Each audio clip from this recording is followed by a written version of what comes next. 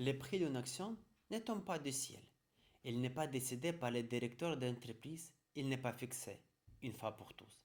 Le prix est le résultat d'un échange permanent entre les acheteurs et les vendeurs. À chaque seconde, quelqu'un estime qu'une action vaut peine d'être achetée et quelqu'un d'autre estime que c'est le bon moment pour la vendre. C'est cette confrontation qui naît le prix.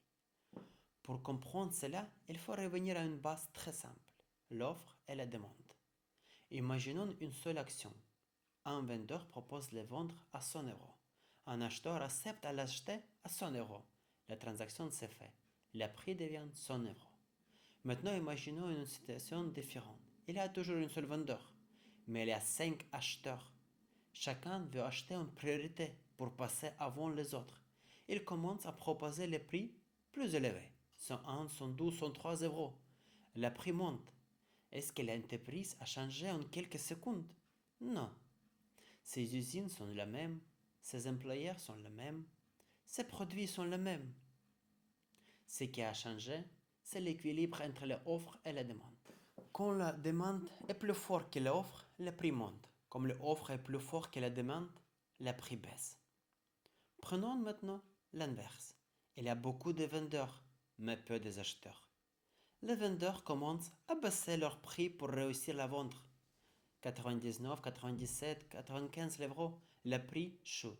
Encore une fois, l'entreprise n'est pas nécessairement à changer.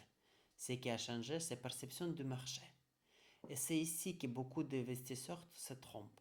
Ils confondent le prix et la valeur. Le prix est ce que le marché est prêt à payer aujourd'hui. La valeur est ce que l'entreprise est capable de générer sur le long terme. Le marché peut être enthousiaste, il peut être pessimiste, il peut réagir à une rumeur, à une annonce, à une peur collective.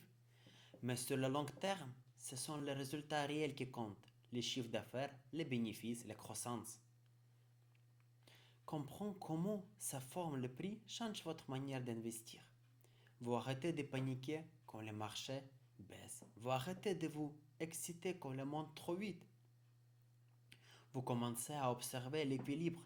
Qui achète, qui vend et pourquoi? Le marché n'est pas mystérieux. Il est simplement le reflet des décisions humaines. Offre, demande, équilibre. C'est ici que ça forme le prix d'une action.